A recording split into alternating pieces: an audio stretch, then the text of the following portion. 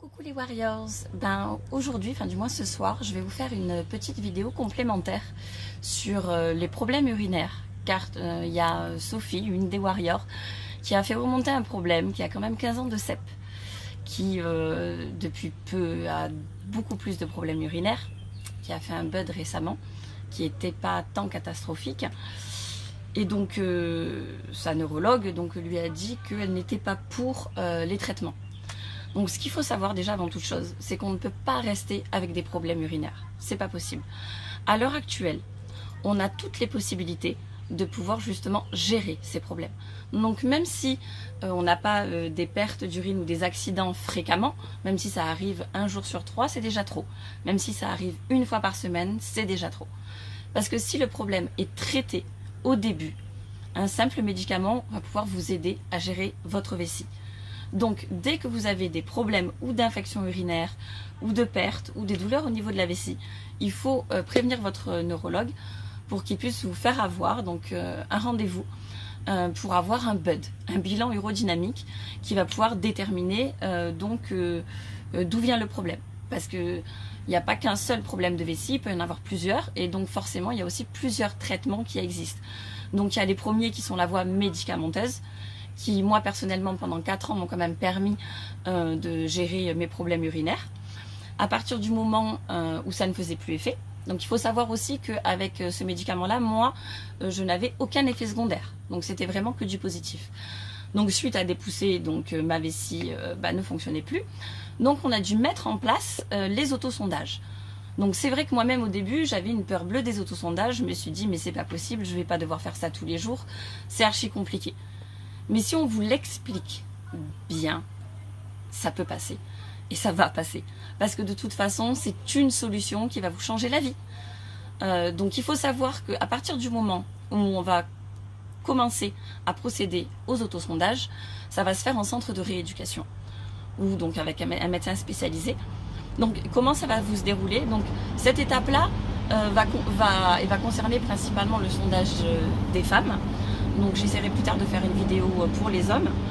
Donc déjà, malheureusement, ça va être un moment qui va pas être forcément agréable dans la mesure, surtout sur un point, comment dire, vous n'allez plus avoir aucune pudeur puisque malheureusement vous allez être allongé sur un lit, les jambes écartées, avec un miroir qui va être placé en face de vous pour pouvoir visualiser où vous allez vous sonder.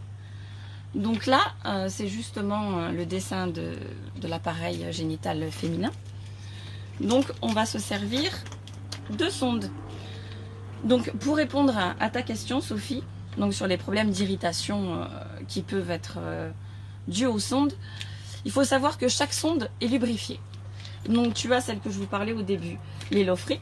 Donc pour lubrifier la sonde, avant de l'ouvrir, vous devez percer la poche.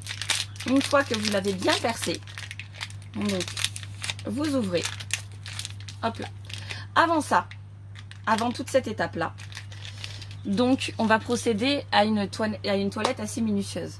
Donc il faut savoir que quand on se sonde, forcément on va introduire quelque chose dans notre corps, donc il faut que ce soit stérile. Donc avant toute chose, on va se laver les mains au savon, bien convenablement. On va se laver les mains au gel hydroalcoolique. De là, on va s'occuper au fait que la cuvette entre guillemets soit désinfectée. Après, avec certaines précautions, vous allez voir qu'il y a différentes étapes. Si vous êtes dans des toilettes publiques, il y a d'autres sondes qui existent à ce niveau-là. Si vous n'avez pas des lingettes désinfectantes, mais vous allez voir après, on se balade avec tout cet attirail. Après, il faut faire une désinfection minutieuse, avec des lingettes, au niveau de l'appareil génital féminin. Donc il faut savoir que quand on nettoie jamais, du bas vers le haut. Parce qu'automatiquement, vous allez ramener des bactéries de l'anus au niveau de votre méa. Donc le méa, c'est l'endroit où vous allez rentrer la sonde urinaire. Donc quand on fait ce nettoyage, on commence toujours du haut vers le bas. Du haut vers le bas. Après, vous repassez un coup de désinfectant au niveau des mains. Et on attaque la sonde. Donc vous percez, vous sortez la sonde urinaire qui est comme ça. Donc celle-ci, c'est une sonde qui est faite pour se sonder au-dessus des toilettes. Donc où on se sonde en position assise en avançant légèrement le bassin. Et donc dans ces cas-là, on introduit la sonde urinaire dans le méa. Donc, et grosso modo, quand vous allez introduire donc la sonde urinaire, donc cette sonde-là va rentrer tout au fond de votre vessie et donc l'urine va couler par en bas, donc aux toilettes. Donc, ce qui va permettre de vider complètement votre vessie sans avoir ce qu'on appelle de résidus. C'est ces résidus-là qui vont vous créer des infections urinaires. Donc, à partir du moment où on commence les autosondages, c'est à vie. C'est-à-dire que même si vous retrouvez des mictions, c'est-à-dire l'envie dans l'eau toilette, si admettons vous faites des autosondages parce que vous n'avez plus ces mictions-là, l'autosondage doit rester à vie parce que de toute façon, nous avons un